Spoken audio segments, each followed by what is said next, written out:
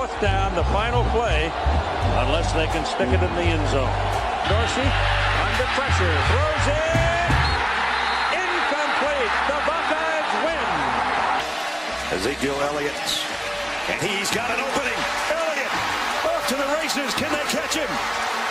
Feature the two backs as receivers, and now a downfield shot on first down for the end zone. Touchdown, Ohio State strikes first. Making the judgments again, and there is Smith running free, breaks a tackle. Ohio State strikes quickly from 45 yards. Pressure comes. Sawyer, knocked it out, and picks it up. Jackson, coming down the sidelines. Ohio State scoop and score, and dagger from 82 yards. Here they come. Heavy pressure, Howard delivers downfield, and Smith, he's got it! Jeremiah Smith, the 2025 College Football National Champion, Coach Ryan Day, and the Ohio State Buckeyes. Welcome in, Buckeye backers. We are bringing it to you live from Seattle, Washington, to the cornfields of Enon, Ohio. We are the pulse of Buckeye fans across the nation, with Seattle Matt and Buckeye Steve. What is up, Buckeye backers? Well, we got the news today. We got the starting gunslinger, Julian Sayin. He is the man. We kind of all knew it from the beginning. There was obviously those reports that JJ told us at Big Ten Media Days. Well, he was right. It's Sayin. And he knows the guy that's getting him the ball, right? You have to have that kind of already established relationship. You got to be able to go out and work in the off season. You got to be able to take extra reps, and you got to just have that innate connection with your quarterback. If you're wide receiver number one and maybe the best to ever play the game, you got to have that connection. JJ already knew who it was, and you know what? Here we are. Days finally let the cat out of the bag, and we got our main man, quarterback number one, Sayin. Yeah, we were talking before the show. I couldn't remember if I said it live or I said it after we did a show a few shows ago. I said by the 18th, on Monday, the 18th, we will know. Thank you, Ryan Day, for making me look like a fortune teller. Appreciate that, bud. I mean, obviously, Lincoln Kienholz became the first quarterback at Ohio State to be an Iron Buckeye, which we talked about a show or two ago. But when you got a guy like Jeremiah Smith basically co-signing you, what was it, like 3 weeks ago now? Can't really deny that. So we kind of already knew, like you said, and now today it's official. In perfect timing, too, gives Julian Sayin 2 weeks to get the most reps with the ones to get ready for that game against Texas. But Ryan Day says both are ready. So yeah, and he kind of said it was a week ago where he really knew that he made that decision. So he's probably been getting most of the first team reps, at least for the last week, because he was just trying to, ease him into that starting role. And maybe he told him before that. I don't know when the meeting exactly was. Ryan Day made it sound like it was recently. But you got to have your man getting those reps. It's all about, 12 days out, you got to have reps. And you got to have them with the starting quarterback and the starting receivers and the starting offensive line and the starting running backs. You need to build that bond now. It's going to carry yourself in the future. And one of the things Ryan Day said was, he's not a finished product. No quarterback going out there for the first time is a finished product. He mentioned C.J. Stroud at Minnesota, and it was 2021, I believe. He struggled. And then he came back and played at home against Oregon, struggled again then too. My concern is, and we'll get into this later after we talk more about Sayin, we'll talk about Lincoln and Lincoln's role. But my current concern is it seems, at least so far in history, that Day is the type of guy that's going to stick with the quarterback no matter what, because he sees the final result. He knows that you've got to stick with your guy. You've got to be behind him 100%. No matter the mistakes that they make, because he sees that next level that some of us may not see with the naked eye. when we're out there complaining like Stroud just threw terrible. He looked like a third string quarterback. Well, guess what? You know, one of the best quarterbacks to ever play the game and tearing it up in the NFL. Like, obviously he knew what he was capable of because he's around them all the time. Yeah. I mean, you're right. You got to stick with your guy. There's been instances where, you know, coaches have taken a guy out, put another guy in, and it's worked out for him. I think the most infamous one you can think of is Nick Saban in the national title game in 2017. You could think of Spencer Rattler and Caleb Williams down there at Oklahoma. They made that change, and it worked out for the most part, I'd say. But obviously there's been instances, which I'd have to really dig deep to think of some, but I'm sure there are some where that doesn't always work out. So as long as both guys are ready, if one is needed, if Julian Sayin just absolutely goes out there and for the first, you know, game against Texas, he's not going to get anything put against him there. But let's say you go to Washington and have a bad game there too, then maybe you start thinking about a change. But as long as both guys are ready, that's really all that matters at this point. So I think he picked the right guy. I think he picked the guy with the better arm talents. You know, I said it before. I think his arm talent's very comparable to Aaron Rodgers's, the way he just gets that flick of the wrist, very accurate thrower. You know, we saw some in-game stuff last year where we were kind of like, ooh. But we saw stuff before that where we saw him and said, oh. So, like you said, he's not going to be a finished product game one. This is going to be a growth as the season goes on type of thing. And if CJ Stroud's start to finish was any indication, Julian Sayin has a chance to become a great one. Yeah, I got to play you just a little bit of a snippet of what Day said. I got two of them that I want to cue up here today, and let me know right away if you can hear it. Just say okay, and I am going to put that on stage because I really, really love what I'm seeing here, love what I'm hearing here, and the next one's even better than this one. But here we go.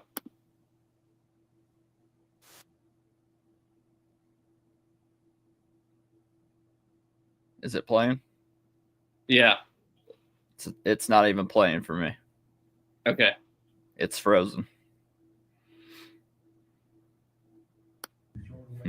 There we go. All right. Did it go? It just started playing. As soon as I took it away. All right. Yeah, Let's I don't try know. that one more time. It was like a lag or something. Well, if there's a lag, we'll stop.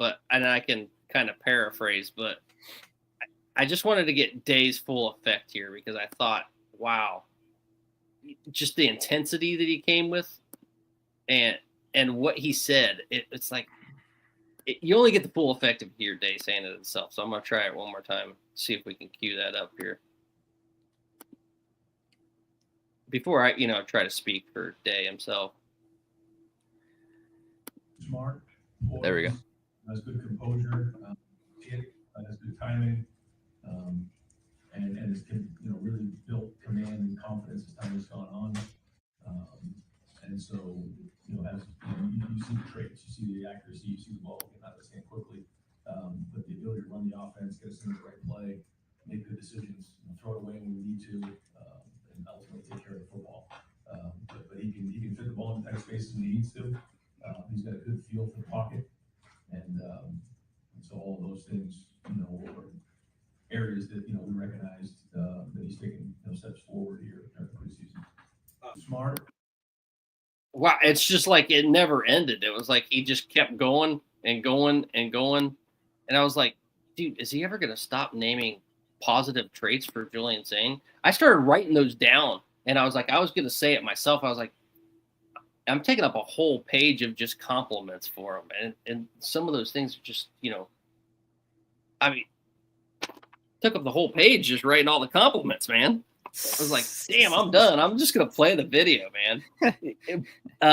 Because, amazing. And he's just rattling those off the top of his head. It's like, everything that you want in a quarterback was said there.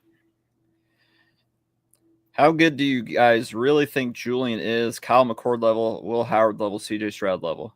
That's a great question. Well, obviously you would put Kyle McCord at the bottom of that, right? If you're, I said it going in the last year when we were doing our show that we did last year. I said as long as Will Howard is better than Kyle McCord, we can win a national championship. And look what happened. He was better than Kyle McCord, and we won a national championship. So obviously you want Julian Sayin to be better than Kyle McCord. He is. Spoiler alert. So does that necessarily mean we win a national title? No. There's a lot of other factors that go into that, of course.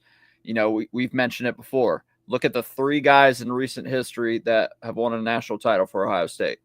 Craig Krenzel, Cardell Jones, Will Howard. Not exactly the creme de la creme of Ohio State quarterbacks in the last 25 years. We don't need it. We don't need a guy to be at a 5-star elite best quarterback you've ever seen on the field. We just need a guy to get the playmakers the ball and not turn it over. Period. And I think Julian Sayin can be that. I don't think he's quite CJ Stroud level. That's a pretty high bar. But if he even comes close to that, that'd be great. I'd put him definitely above Howard, way above McCord, just a little bit below CJ Stroud. Yeah, and I think the best comparison would be more Stroud than any of the other 2 quarterbacks as well. Easily. Day compared him more to Haskins, so that's interesting too. I think it's just because, I mean, Haskins was a big, tall guy, big stature back in the pocket, so it was just the arm talent, really, the way he throws the ball, the quick release, and the rotation he has. He's more of a rotational thrower. But I don't want to. I mean, it's hard to characterize those. And you mentioned the 3 quarterbacks that have won a national title. The one consistent with all 3 of those quarterbacks was they had an elite defense and playmakers around them everywhere. I mean, you talk about a generational running back in Maurice Clarett. If they didn't have him, there's no title there. If they didn't have Gamble going both ways for Craig Krenzel, no title there. They had some talent everywhere, and that defense was just phenomenal, way underrated defense. Yeah. All those guys. I mean, you're talking about Will Smith Sr. on that team. You're talking about, Matt Wilhelm. You're talking about Mike Doss. You're talking about guys that would just go down as legends of all time in Buckeye history. And then you go back to that 2014 team. You got Bosa, man. You had a absolutely stacked defense there to support them. And then you go back to last year, and all those guys, the 8 just went into the NFL. So defense, it still does win championships, but you have to have that quarterback that's willing to make those sacrifices. And those 3 guys were all average Joes with chips on their shoulder and something to prove. Yeah, had something to prove, absolutely. And really, if you want to say that you want that characteristic, that's Kienholz. Kienholz is the guy with a chip on his shoulder that has something to prove, which is interesting because I think we're going to have that defense. And it'll be interesting to see what happens for the rest of this year and next year. But you got to go with that 5-star. I think he automatically kind of was a leg up just because of, the competition that he played against, number 1, out in California. Number 2, he had that quarterback training from the very get-go. I think he started in like 8th grade, if I remember correctly, with a stud trainer.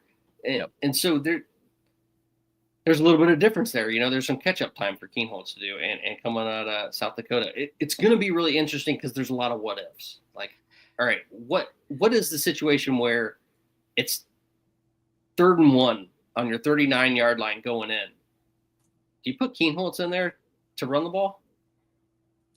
You might. And along with Sayin too, if you're Ryan Day, you got a bunch of early Christmas gifts from Nick Saban last year, and you got a quarterback from Nick Saban. So if Nick Saban recruited him and landed him and thought a lot of him, it's got to be something there, right?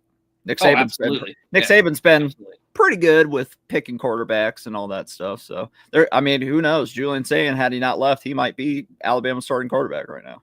So for sure. But yeah,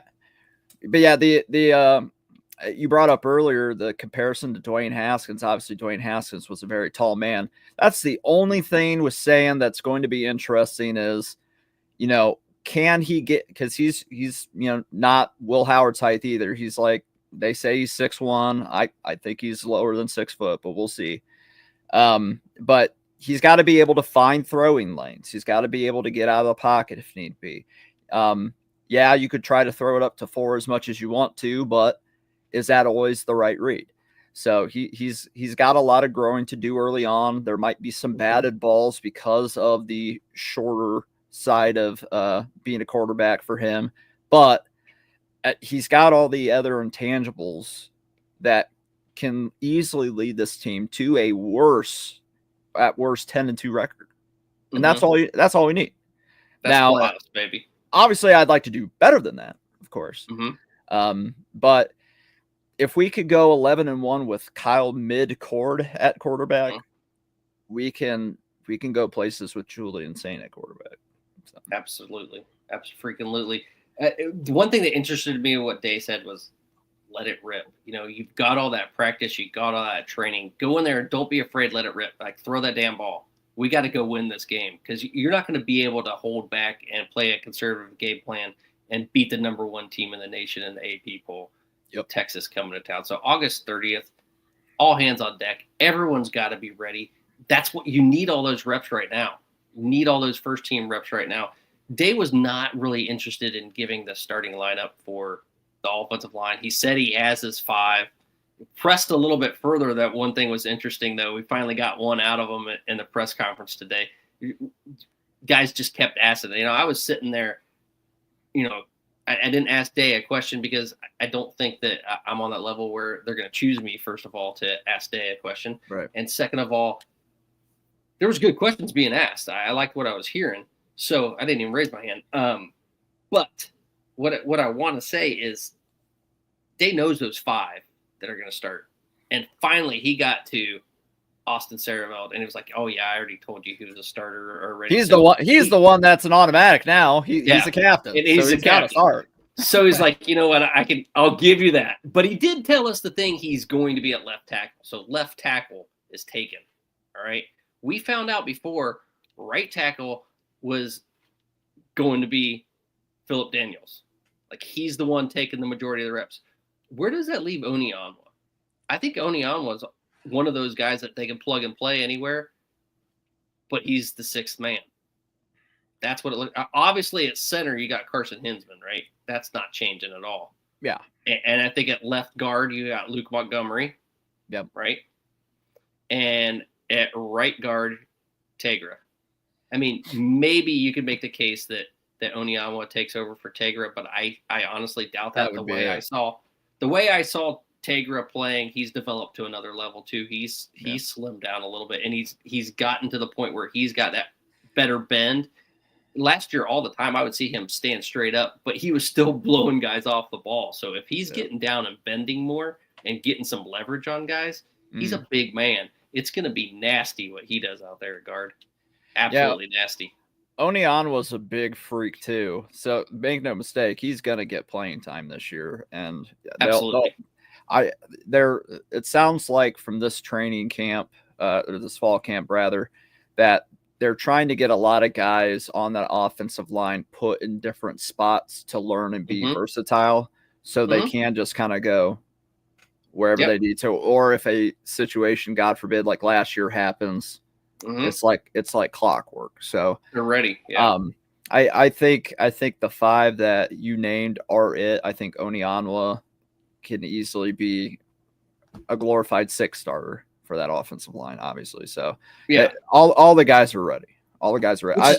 I loved hearing though that Philip Daniels really stepped up, because he was one that was in the spring kind of getting lost in the shuffle a little bit from, we got him in the transfer portal, and Onionwa and the other 4 that we knew were the guys getting the most praise. And now Philip Daniels kind of sneaks his way in there. I like me a Minnesota offensive lineman. It reminds me a lot of those Wisconsin linemen. I love when Ohio State gets those guys, those big dudes that just live off eating cheese and be stocky as hell. Give me those guys, because those are the guys in November that are going to push people around. And we need that desperately, obviously. Yeah.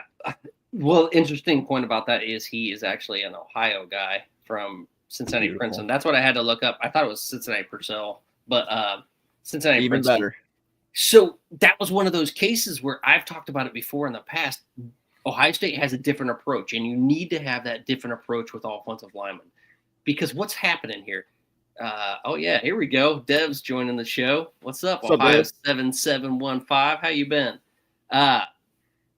This is what I absolutely love about recruiting now, about the transfer portal. It's a whole nother dynamic than it was before, where we have those guys that you don't have to take. You don't have to be like, you don't have to reach on a 3-star. You don't have to reach on a low 4-star. When they can go to Purdue's of the world, when they can go to Minnesota's of the world, and Ohio State can be like, that guy's developed. Where we'd lose out on those Ohio guys and we'd feel so bad that we missed them. Like, damn it. That was a guy, an all Big Ten guy that could have been on our offensive line when we have, some guy Jim Bowman recruited, and it would have pissed us off to no end that we didn't get this guy. Now we can get him. Now we're like, you know what? Hey, he's gone over here and developed, and he's done all the things we wanted him to do. So now he's an Ohio State guy. So you're bringing that Ohio guy back that earned it. And there's something to be said for having a little bit more percentage of those Ohio guys that know what it's like, that know the role, that know what it takes, and what the tradition, the excellence, and how many people would love to be in their position. Yeah. Just really, really thought that was awesome. I got to get in here with Doug Shepard before we go to the next level. Hey, guys, sorry I'm late. Doug, hey, don't apologize.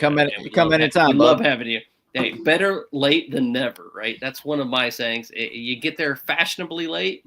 That's how I like to do my entrance.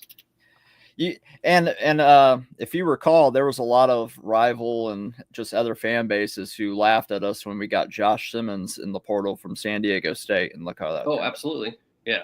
I think we're pretty good at the talent eval overall. So getting especially guys from like the portal, him, getting guys like him. Portal evals have been fire.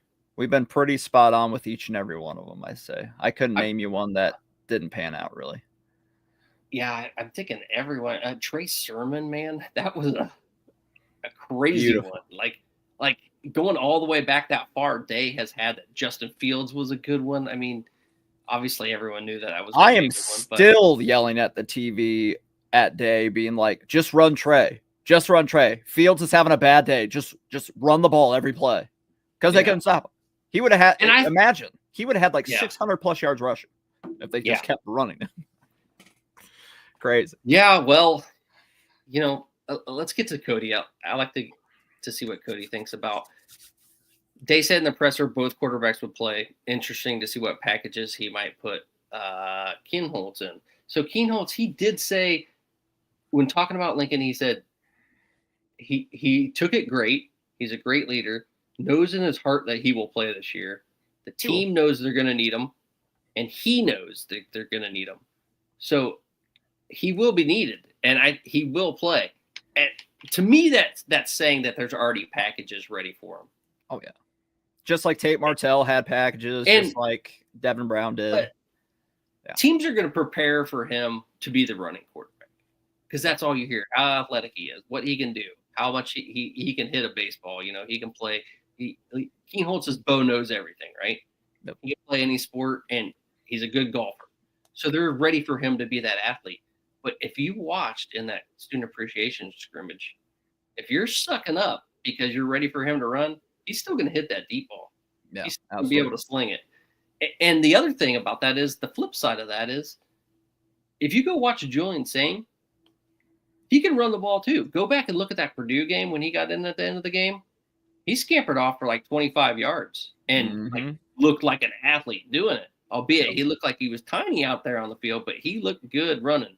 Go back to the spring appreciation scrimmage or student appreciation scrimmage in the spring and watch him take that hit. He ran to the goal line when it was live ball, took a huge hit, but he took it up there and pressed the field. And he is athletic. He's going to run the ball too when he needs to. I don't think Dave's going to let him do it often, but if he needs to, he can run the ball, and that's not going to be a problem whatsoever. Doug, bringing it back to the Ohio thing. Love having Ohio boys on this offensive line. The only negative is having so many in the same class.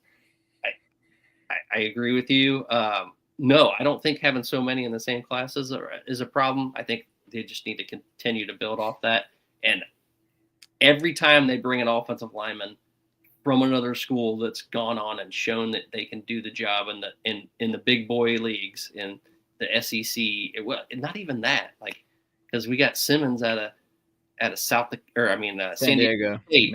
Yeah, he was at Aztec down there and brought him back and made him a #1 draft pick. So he wasn't from Ohio, obviously, but just getting those guys to come back in, their talent evaluation is good, and a lot of that was Justin Fry probably, but I trust in Tyler Bowen too.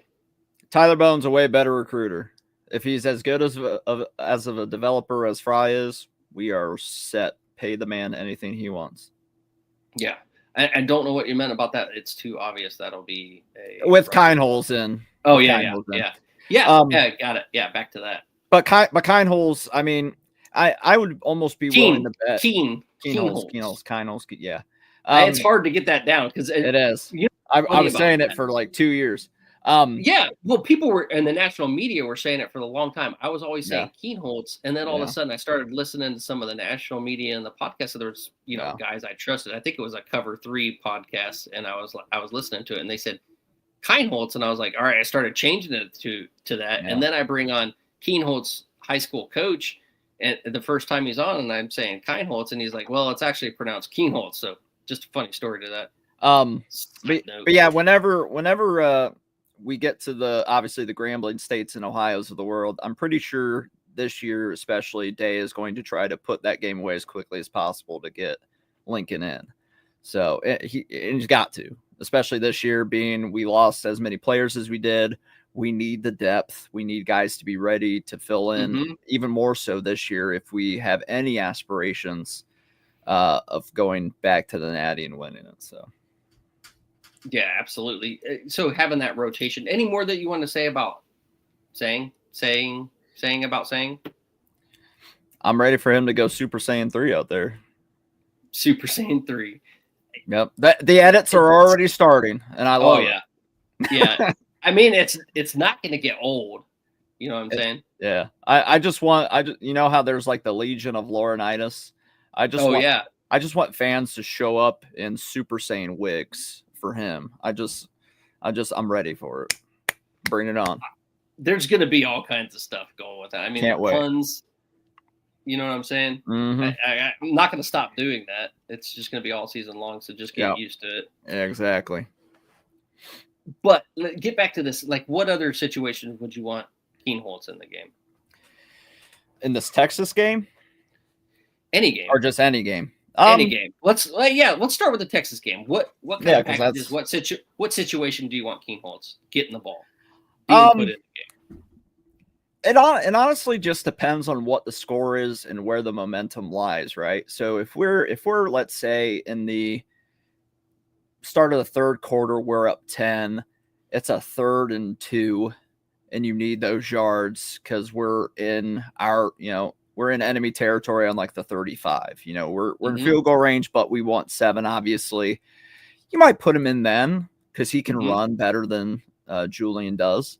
It all is just situational. Like, obviously, if it's way too close, you want to keep the guy that you picked out there. You don't want to risk putting in the backup in this case and turning the ball over in a crucial moment.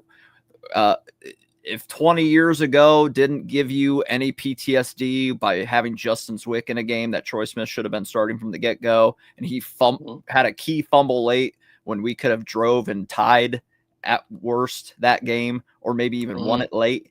Yeah, you don't want that to happen again 20 years later in the same stadium. So you just gotta play it smart, play it by ear. Who has the momentum? Like, if Texas is up, you're never putting them in. You're just keeping Sayin out there unless Sayin just absolutely melts down and you're just like, all right, let's put Lincoln out there just to see if maybe we can get a boost, but hopefully it doesn't come to that. So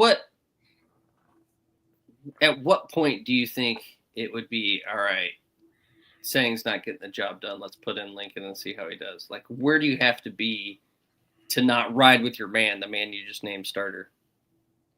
If we're down like 14 plus in the third quarter and he's thrown 2 picks and just looks absolutely pedestrian out there for 2.5 quarters. Okay. then you throw Lincoln out there just to see if maybe he can provide a spark, or maybe like you said, Day just rides it out with Sayin the entire time. He might. I think he does. I think he's definitely going to ride it out there. It'll be interesting to see. It just seems like he's that type of stick behind my man. I'm going to do what I can. But I already think that there's packages. So there's a flip side to that. I already think that there is certain situations where they have designed. Kienholz is getting in the game, and he's going to see it game one. And we mentioned earlier Austin Saraville becoming a captain. There's another guy that was probably the most surprising of all the captains, Brandon Ennis. Not surprising to me. Not surprising at all. It's only surprising because he was a guy that didn't get much playing time, last year. Seventh. He was seventh in receiving last year. Exactly. So for him to be a leader in his true first year as a starter and, having guys like Carnell Tate and Jeremiah Smith above him on the depth chart, he's poised for a big year. And he honestly might be one of the biggest keys to beating Texas game one, because if he's in the slot, which he will be, that's dangerous. Julian Sayin could have a field day getting him the ball that day, because we saw what happened to Jeremiah last time they played Texas. Didn't get much done. He swears up and down he's going to do more this time. Can't do much worse than one catch for 4 yards. So I'm sure he'll get his this time more than he did in January. But Brandon Ennis not only could have a big game against Texas, but he could have a really, really big year in general in that wide receiver 3 spot. Dude, he is a burner. I think he got overlooked because of Carnell Tate and what he did in some of those games last year. And Emeka, guys we had. Emeka was going to be there, and Ennis played that backup role till it was time for him to shine. And this year it's time for him to shine. He's speed, turn it up, speed type of guy.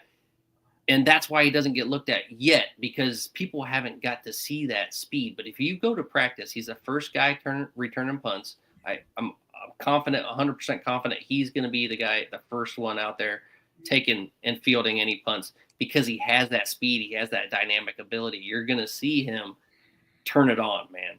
There's some serious speed there. There's 2 people that really jumped out at me at practices that I saw, and it was Ennis and it was James Peoples, that just have some elite speed.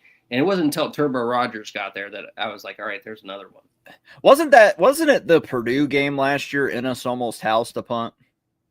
I think it was, and he got so close. And then obviously against Indiana, we finally broke that dry spell of 10 years without a punt return for a touchdown with Caleb. But South Florida Express, man, this is why Brian Hartline continues to pillage that zone down there, because you get guys like Jeremiah Smith, Brandon Ennis, and the whole 9 yards. So, Crazy. I think it's going to, and you mentioned James Peoples, a lot of people, especially rival fans, they're overlooking this running back room. They're thinking, oh, well, they lost Trey and Quidshawn. Yep.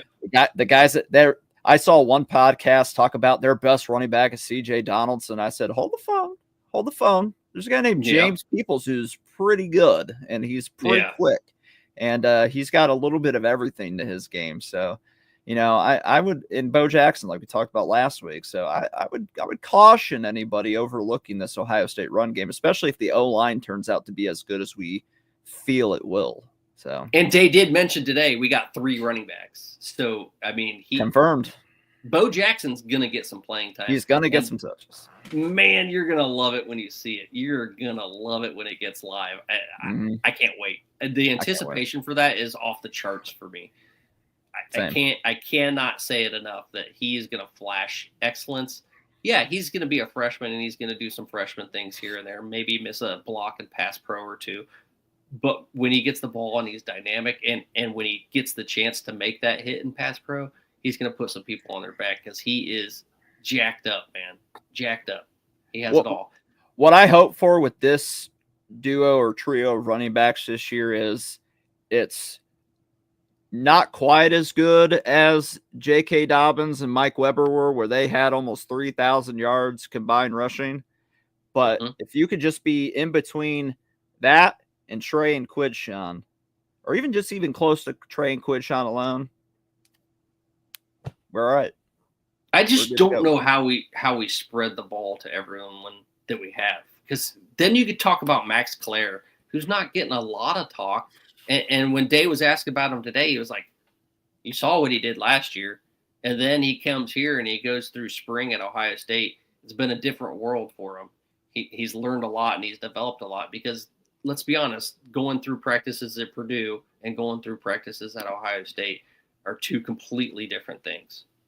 He was Purdue's everything, right? Yeah, So, I mean, and you just we haven't been we have let's face it, Ohio State isn't historically known for tight ends, right? I got somebody on TikTok, some other Buckeye fan, arguing with me that Cade Stover is the greatest tight end of all time just because Jeremiah Smith named him the greatest tight end in Ohio State of all time. I said, well, Ben Hartsock exists for one. Jeff Hireman exists for two. So we haven't had a plethora of elite talent at tight end, but this could be it. And did Max Clare go to St. Xavier? St. X?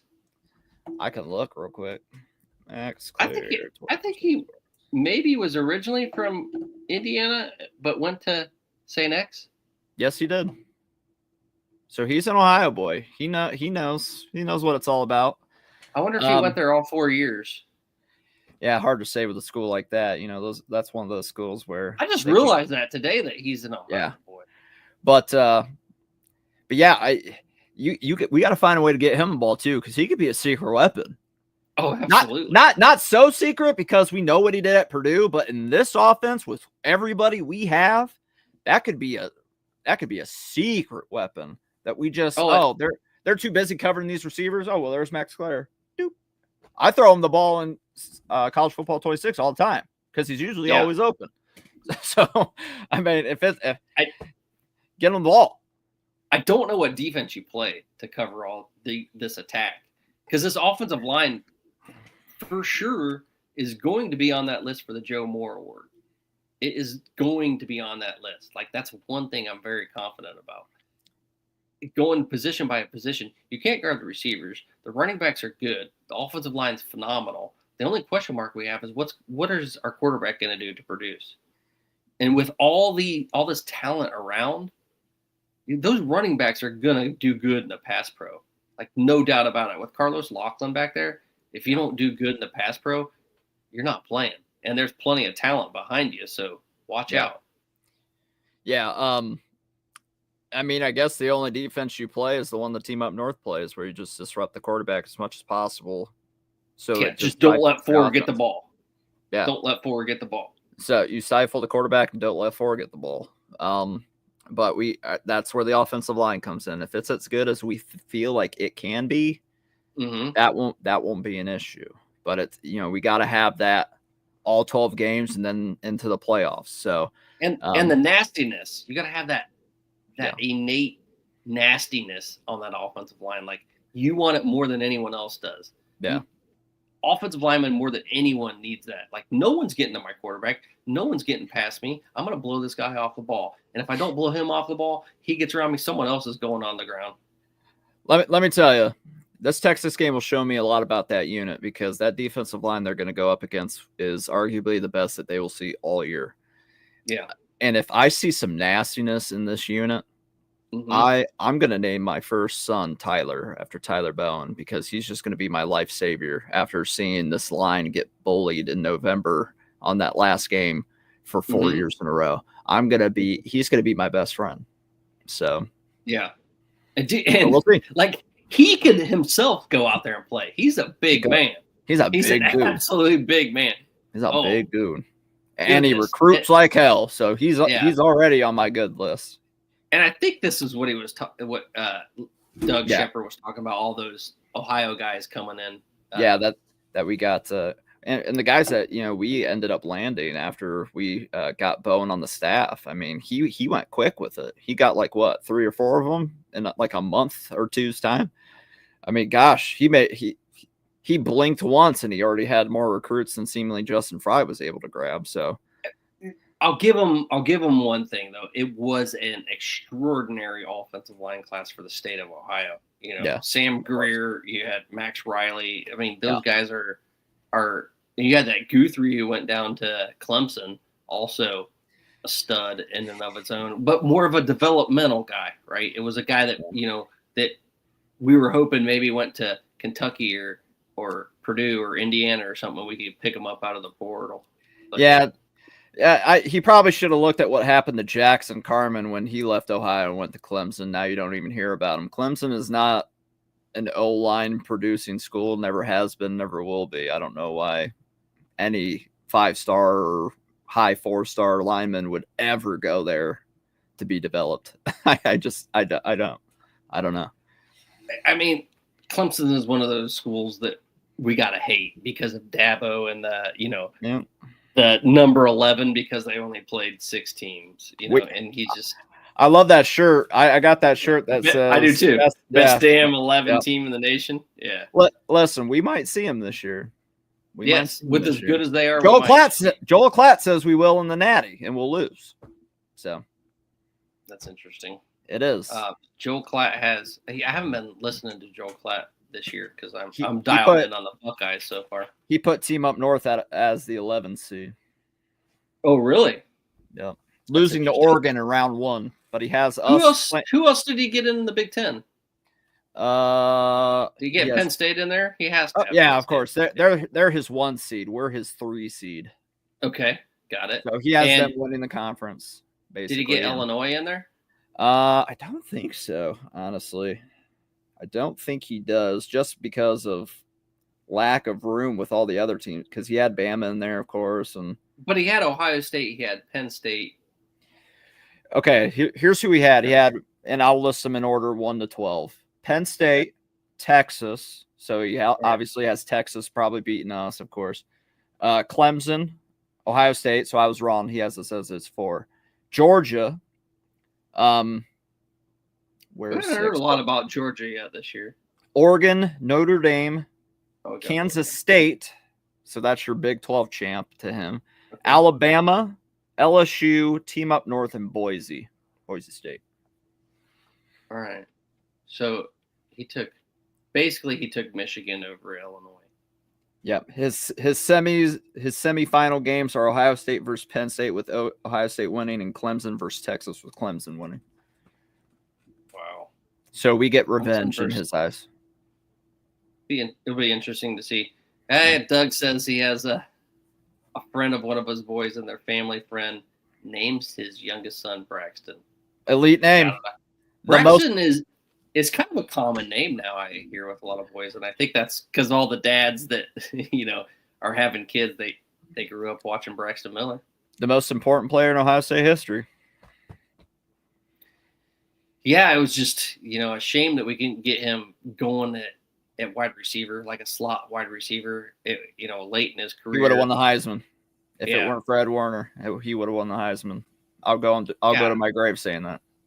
Yeah, he'd be a rich man with NIL back then. Yeah, that Virginia Tech game, man, when they got him kind of playing that like slot and doing those quick passes and reverses and jet sweeps, and then they just stopped doing it. What you couldn't have told me after that game that he wasn't going to win the Heisman. I was screaming it from the rooftops. I said, "There's your Heisman winner."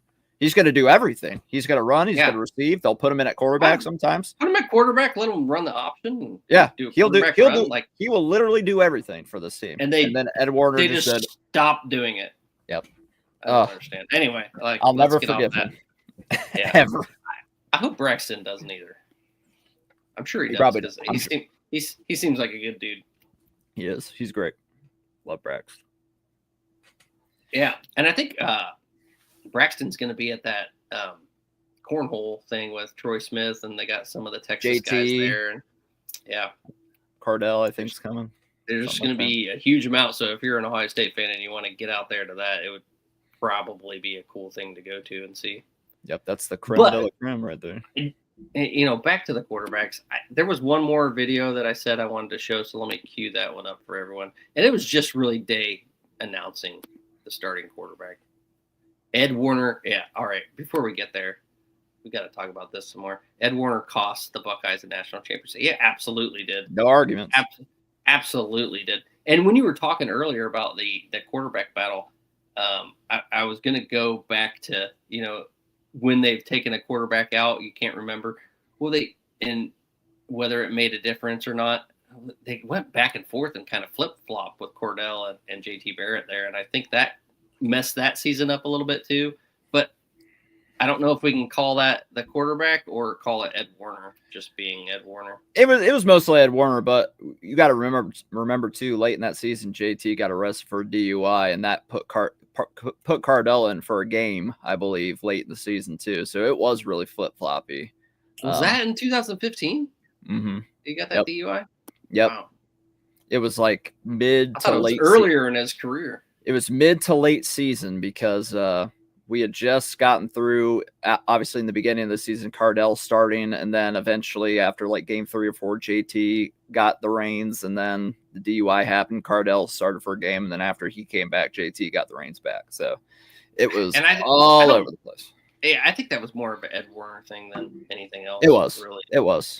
And that was proven in 2017 when Day became OC, right? Because JT ended up having his best statistical year of his entire career under Ryan Day. So, yeah, it was absolutely Ed Warner. This is maybe one of the best names I've ever seen from YouTube. I'm pooping right now.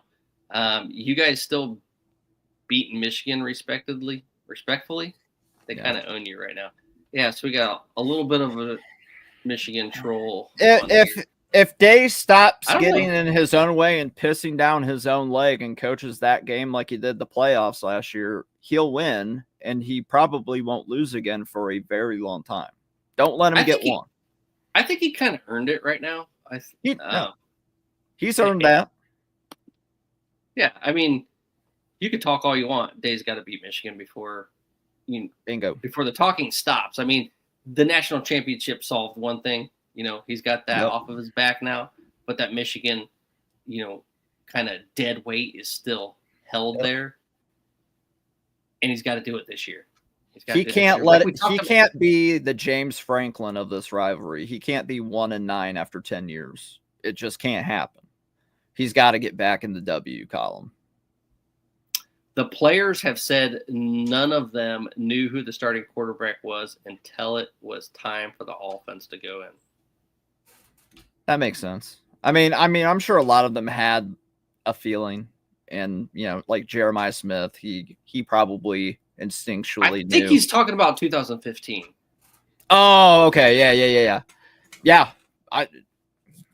Nobody knew. That's agreeable. Yeah. I don't think that offense and that scheme was deserving of even a high school team. Even a low-level high school team that year. Ed Warner really cost us back-to-back national titles, and how Urban Meyer let it get to that point with his type A of a personality he is. I think he was at that point in his career where he was tired of seeing guys go and rebuilding from that and that stress that it caused him. And Ed Warner was a fantastic offensive line coach. And he had to get through that. He wanted to keep him around for the offensive line. The only way he knew to keep him was to promote him. And it just divided the room. It divided the offense. And that's the worst part about it is Urban knew before the season even started that it was a mistake to put him in that position. Yeah. But he kept it anyway because he didn't want to lose him to another school. And then guess where he ended up going anyway? Yeah. The team up north. And to do what? And Minnesota. to be an offensive line. Yeah, it was like you should just kept him there and let him go. Should just given him more money and said deal with being an O-line coach. You're a co-offensive coordinator. You're the run game coordinator, and keep him down on the field. And honestly, should have made Zach Smith. He should have made Zach Smith the OC, the play caller. Would have been a much better deal. Yeah, I don't know if I go that far. I don't know the specifics on what his mind was like as an offensive coordinator, so I couldn't tell you that if that was a good call or not. But Michael Thomas gets a Buckeye tree if that happens. That's all I gotta say about it. Because he was robbed of that. Yeah, he was. I mean, at least what he's done in the NFL, but you could say the same thing with Terry McLaurin. Give Kirk Barton, Barton's tree to Mike Thomas. Give him the tree. You don't deserve this anymore. We're tearing it out. Yeah, why not? We're replacing the plaque. Don't tear it out. Just replace the plaque. Be like, hey, you know what, Mike Thomas, you would have gotten it with a better OC. There you go. It was worth it. You earned it. There you go. Might as well. All right. One more little clip from the man himself, Ryan Day, the national championship head coach. Let me know if you can hear it here. Still crazy to say that. Here we go. It wasn't that. It was about a week ago, though. I just started to see some throws and some anticipation. There was a couple of reps where the rush was getting to him. And in those moments, you have to make quick decisions. And you just throw it to the other team, not good. You know, you either throw it away or find a way to put it in the spot, even if it's a check down or something like that. I saw some of those things going on, making the routine plays routinely. I also saw command in the huddle. Again, not that I didn't see some of those things with Lincoln. We were asking about Julian in particular. Saw those things and started to feel like, okay, we can win this guy. Yeah, and he's not just a quick release guy, like you said. He's got savvy about it. Would you describe Yeah, him? and he's good athlete. And he moves quick. He's got, you saw last year, he got out of the pocket and scrambled during one of the games he was in. So he's got that in him, and he's worked on the offseason to his body. So a couple things to unpack there. I'll first start with, because we mentioned it before, or I mentioned it before. I think Day was talking about that Purdue game where he had that like 25-yard run where you saw the athleticism there. But the next thing was the intensity. Day came with boom. You know, I haven't really seen that. And I know that's what he's like in the quarterback room. And I think that spawned, the rest of the team now, because that's his like golden child, right? He loves the quarterback. He was a quarterback. He earned that starting role back at New Hampshire. And he has that, just, I want this to be perfect because this is who I am. This is my love. I love quarterback and I want to develop that. I want that to be my baby. That's my baby. And I want it to work. And he got that intensity. He's like, I saw that click. I saw that mindset where you're making those quick reads, you're throwing it away, or you're sneaking it in that tight spot. And you talked about it earlier, how he can throw in all windows. Like he has that release that everyone loves that, only certain people have, those NFL Hall of Famers. Yep. It's going to be interesting to see, because I want to see this when the bullets are flying, when live bullets are flying from other teams. I can't wait. Until August 30th.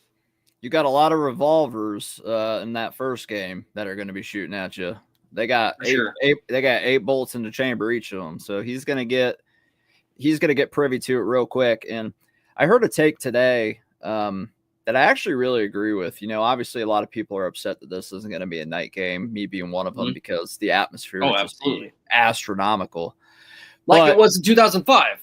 Yeah. But realistically, maybe it's a good thing that this is a new game for Julian Sayin.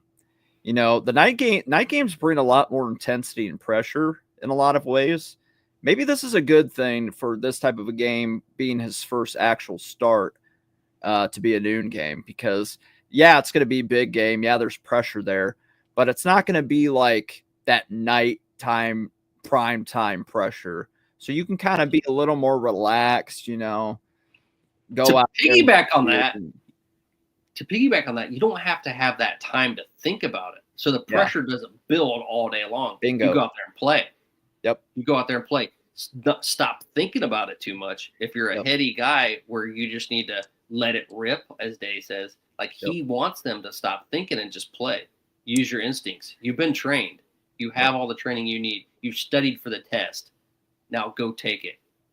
Because you know how to pull in those bubbles on your Scantron. It's ready to go. You wake up and you probably wake up at like what, 7, 8? So you only get a few hours to think about it, then you go play. Whereas opposed to you wake up at like 8 or 9 or something on game day and you're waiting until 7:30 p.m. Yeah, absolutely.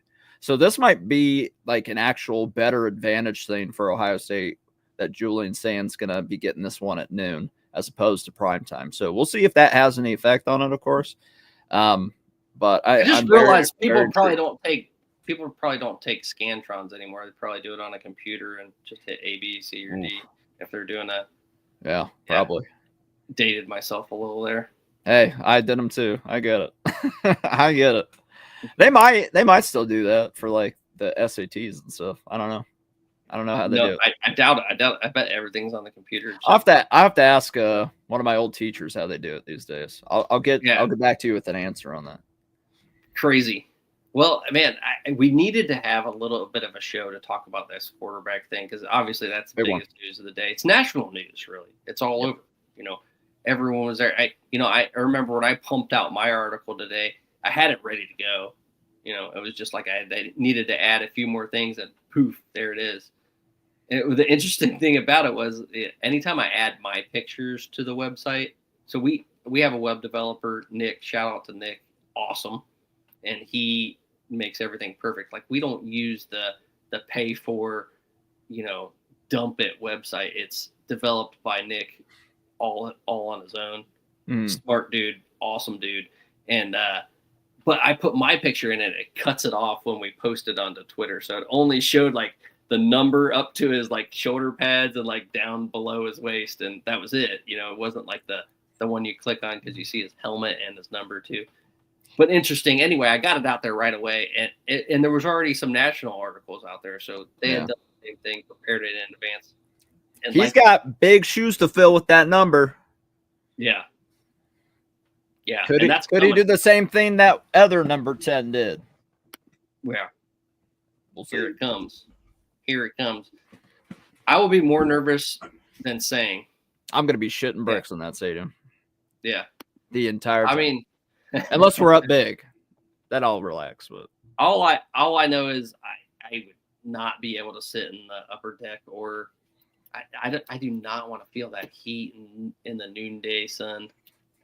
I mean, I know it would be fun. Bask in it. I'm a bask in it. And I'll bring your sunscreen. I'll block the sun with the towel. Oh yeah, that's one reason you got to go, because after this you got to pay for it. Yep. They'll probably only be like what $10 or something. Like those towels were at the Natty celebration. They were like what $10 or something. Everybody will have one by like week 3. I'm sure. Oh, they'll come out with like specialized ones. Nike will start creating them, and maybe they'll do a different one for all the big games. Well, I don't know if anyone's a Steelers fan. What do they do there typically? I mean, they got like your basic one, and then if they have like special nights, I think they make special they just add to the normal towel. They add like a little thing that signifies it's different. No, for a different game, like a Memorial game. Yeah, they'll probably do the same thing. I'm sure. Maybe like the Penn State one will be a black towel or something. Like it was that one year. Blackout in the daytime. Woo! Yeah, because it will be a day game. Thanks, Fox. Another interesting thing that Dave brought up was the team captains. That decision starts in the weight room, Coach Mick's weight room. That's where guys really start to. You called it too. Yeah. Well, it just makes sense. 2 from the offense, 2 from the defense. I think that should be kind of standard for a football team. You want it represented from both sides of the ball. And anything more than 4 is like, come on, man. What was that one year we had like Urban 7 Meyer or 8 of them? Yeah, and it was like they rotated. I was like, this is the stupidest thing I've ever heard. We had so many one year, and I was just like, I think it was 7. I honestly think it was 7, and I don't remember. Yeah, I forget which year, but it just didn't make any sense. I was like, come on, make a damn decision. Like, was there a tie? Like, throw them back in there. And was there that many leaders? I mean, I guess that's a good thing if you got a lot of leaders, but like, damn. It's good to have, but you need to know who to go to. Like, someone's got to, fill that role. Absolutely. It waters down, I guess, the captain if you have 7 rather than 4. I love. He used to be a leader. I mean, Jermaine Matthews is going to be a leader. Yeah, talked about him. I love the 2 on defense. Easy picks, And then what we heard about Austin doesn't shock me. Like I said earlier, the one that was like, was Brandon Ennis, just because obviously he didn't have a ton of playing time coming into this year. But knowing that your wide receiver 3 is a leader in that room really speaks to just the veteran presence of that team. So I like it. You know what Heartline said? And this is going to ring with me for a while. Heartline's, we're not here to be good. we're here to be the best in the country. And I was like, and then he's got that big old grin, with those white teeth. And I was like, man, Yep. dude has some confidence, man. And that's a guy that wasn't even a captain during his tenure at Ohio State either. So No, but he turned it on, led the NFL in receiving a couple years. I think it was 2 years in a row. Not for touchdowns, but yards. Yeah. He was very good. Unfortunately, a short-lived career, but he made the most of his short time for sure.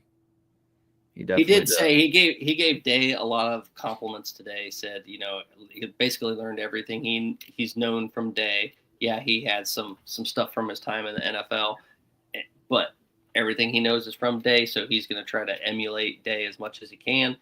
Did learn a lot of different things last year, having to learn under Chip Kelly.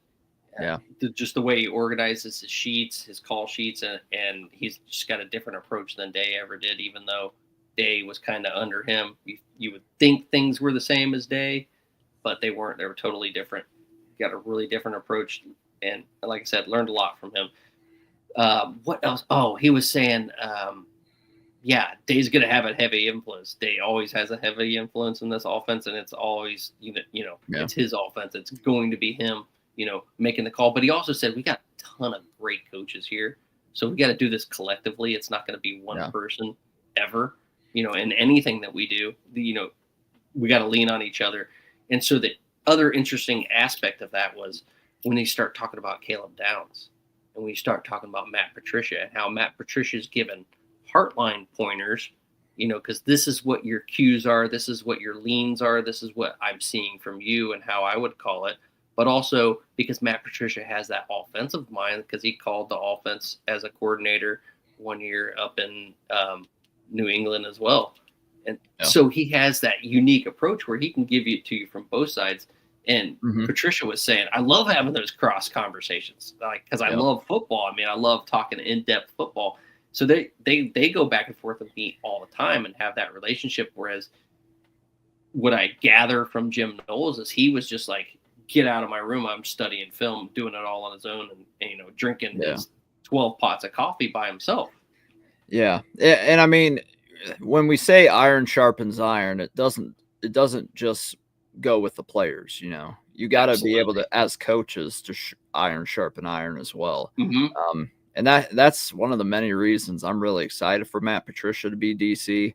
Could it go the way rival fans are saying it's going to go? Sure. There's always a chance this fails. I mean, Ed Warner was a classic example.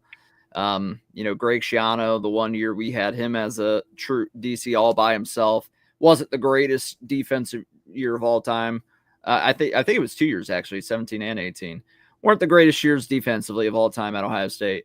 But I think he's going to do great. I think I do too. You really can't screw this up.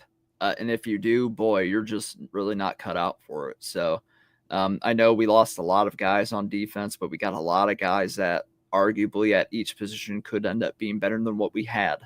And if he unlocks that defensive line, like I think he will, this defense is going to be better than the last year's.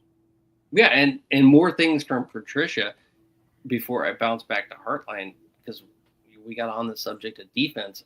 He talked about Kenyatta Jackson being the guy with the work ethic, like you described him. He's one of those leaders that everyone's going to follow based on what he does.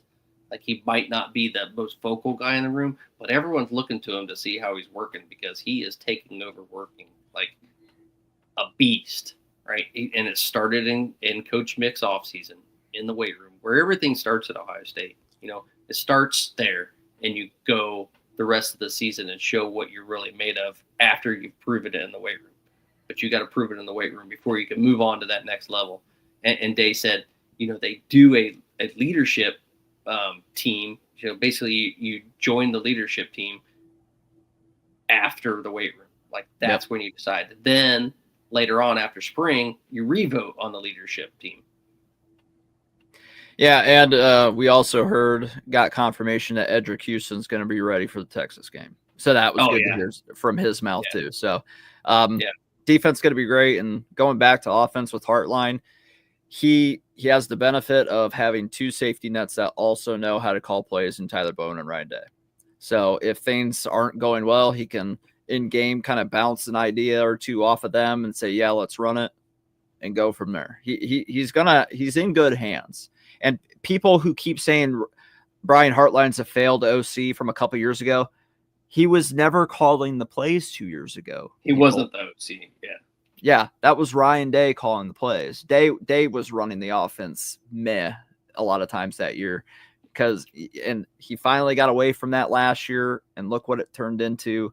I think Brian Hartline's had enough time now and learned from enough people and has those 2 safety nets this year if he needs them to do this job well. And this is the perfect year to do it, because this is a year where realistically, if you're a realistic Buckeye fan, you're not expecting a national championship this year. We would love it. We all want it. But this is a year where you implement a Brian Hartline as an OC, because next year, kind of like a 2014, 2015 scenario like we talked about, next year's the year where we're going to have guys back and be like, okay, this group should win a national championship. So, yeah, it's going to be a experienced team next year when it all comes back into play. Yeah. I mean, we'll lose Downs probably unless he decides, for whatever reason, a first-round draft pick, maybe the first guy taken off the board in safety and forever. We probably lose Sonny too, I believe. But outside of that, we're gonna have a lot of guys back. So I think that there's a possibility Kenyatta Jackson could go too. Depends on the year he has. Yeah. But we're gonna have a lot of guys back on both sides of the ball. So it's gonna be the year to. And if we manage to go back to back this year, cool. Then we can go for a 3-peat. So we'll see what happens. Two more things back to the defense. You talked about Sonny. Yep. Hearing Patricia talk about how much space Sonny and Arvell can eat up, just huge, big bodies back there, but fast, man. Big guys shouldn't be that fast, and they're taking up a lot of space. First of all, just because of their stature. And second of all, because they get sideline to sideline quick, it makes calling the plays so much easier. Then going back over to Hartline, he was asked today, are you going to be up in the box or are you going to be down on the field? Decision's not final yet. He said, basically, he'll do whatever's best for the team, whatever's best for organization. I got to imagine he's got to be up in the box, because you're going to have, and I know he's never been up there, but he's just one of those coaches that just loves being in it. Yeah. But you're right. He might have to suck it up and go up there, because it's a different world up there, being able to see everything and he was asked that. He was asked that if he's going to be able to do it. And he was like, I'll do anything, whatever works, whatever makes the team better. But that's something that they just got to iron out, and they got to iron that out pretty quick. And as far as defense goes, it's like I said a few shows ago. I think the linebacker core, Cody Simon, great linebacker, obviously, but I think the linebacker room is going to, it's even better this year. So Arvell Reese, that boy. And you look at Sonny, you're like, man, how is he ever a safety being that big? How is he ever a safety? He was born to be a linebacker. I'm pretty sure his dad was a linebacker, if I'm not mistaken, technically. Yeah. So he was born to be a linebacker. Beautiful. So man, I'm ready. I'm ready for season. You're ready for season. We got to cut this short. People are dropping off to go to bed now. So we're going to have to say, God bless everyone. Have a wonderful day. Hey, if you don't already, you like, you share, you subscribe. It doesn't cost you a damn thing. Follow. Hey, we got it right there. It's on X. It's on Facebook. It's on YouTube. Doesn't cost you anything. Click it. Download it on your Apple Music, on Amazon, wherever you listen to it. Spotify, it's on there. All right. Once again, God bless everyone. Take care. Can't wait for football season. O-H.